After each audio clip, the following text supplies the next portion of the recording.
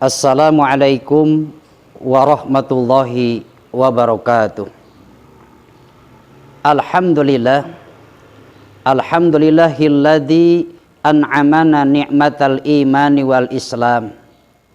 Allahumma salli wa sallim wa barik ala sayyidina Muhammadin sayyidil arabi wal ajam wa ala alihi wa ashabihi wa man tabi'ahu ila akhiril ayyam, amma ba'du.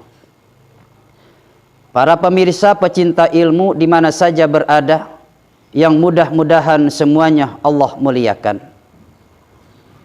Suatu hari Sayyidina Umar bin Khattab pernah mengatakan, kata beliau Sayyidina Umar bin Khattab, innallaha katama sittatan fi sittatin.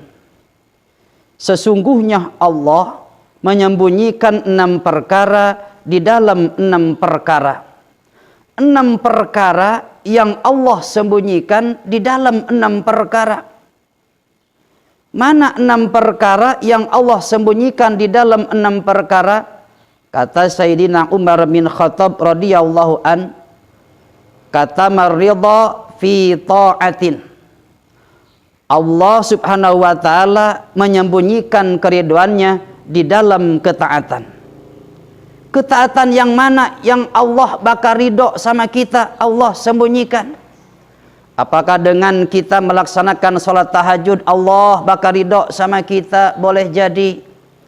Apakah kita dengan melaksanakan sholat berjamaah setiap waktu Allah bakal ridho sama kita? Mungkin. Apakah dengan kita bersodakoh Allah bakal ridho sama kita? Itu juga mungkin. Tapi yang jelas bahwa Allah subhanahu wa ta'ala menyembunyikan keriduannya di dalam ketaatan yang kita laksanakan. Sebab kalau Allah sudah ridho sama kita, apapun yang kita minta Allah bakal kasih. Jangankan Allah ridho sama kita, orang tua ridho sama kita, berkah kita hidup. Jangankan Allah ridho sama kita, guru ridho sama kita, berkah kita punya ilmu. Kenapa Allah sembunyikan keriduannya di dalam ketaatan yang kita perbuat? Tujuannya adalah supaya kita mulazamah, istiqomah, bersungguh-sungguh dalam melaksanakan ketaatan kepada Allah subhanahu wa ta'ala. Sebab boleh jadi ketaatan yang kita anggap sepele, Allah ridho sama kita. Dan belum tentu ketaatan yang kita anggap besar, Allah bakal ridho sama kita. Sebab sesungguhnya Allah subhanahu wa ta'ala menyembunyikan keriduannya di dalam ketaatan yang kita lakukan. Lalu yang kedua, kata Sayyidina Umar bin Khattab radhiyallahu an, wa katamal ghadab fi maksiatin. Allah subhanahu wa ta'ala menyembunyikan kebenciannya di dalam kemaksiatan. Maksiat yang mana yang Allah bakal murka sama kita? Maksiat yang mana yang Allah bakal benci sama kita? Apakah dengan kita menyakiti orang tua Allah bakal murka sama kita? Boleh jadi. Apakah dengan menyakiti para ulama Allah bakal murka sama kita?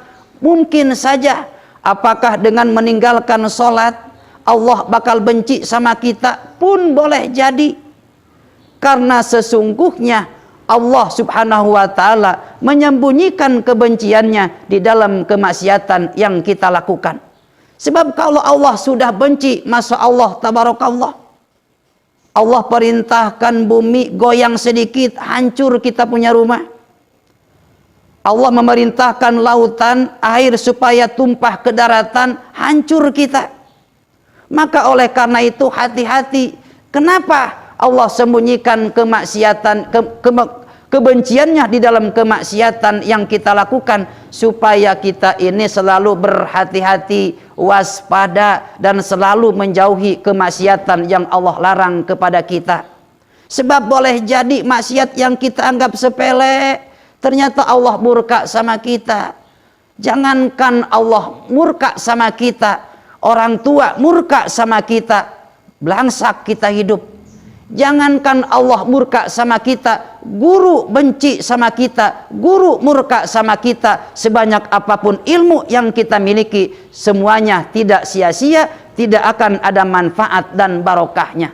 Maka oleh karena itu, setiap kali kita melaksanakan kemaksiatan, akhiri dengan kita banyak istighfar kepada Allah Subhanahu wa taala, mohon ampun kepada Allah Subhanahu wa taala. Sebab kata Sayyidina Umar bin Khattab radhiyallahu an, yang diriwayatkan oleh Imam Ahmad, bahwa Rasulullah sallallahu alaihi wasallam setiap kali dia duduk di mana saja berada, Rasulullah sallallahu alaihi wasallam selalu mohon ampun kepada Allah sebanyak 100 kali dengan kalimat Rabbighfirli wa tub alayya innaka antat tawwabul ghafur. Maka oleh karena itu, kita sebagai umatnya yang memiliki banyak dosa, banyak melakukan kemaksiatan kepada Allah, baginda Rasul hamba yang dimaksum, hamba yang tidak pernah melakukan kesalahan, tapi setiap kali dia berada di majlis pun di mana saja selalu mengucapkan Rabbighfirli wa tub alayya innaka antat tawwabul ghafur sebanyak 100 kali.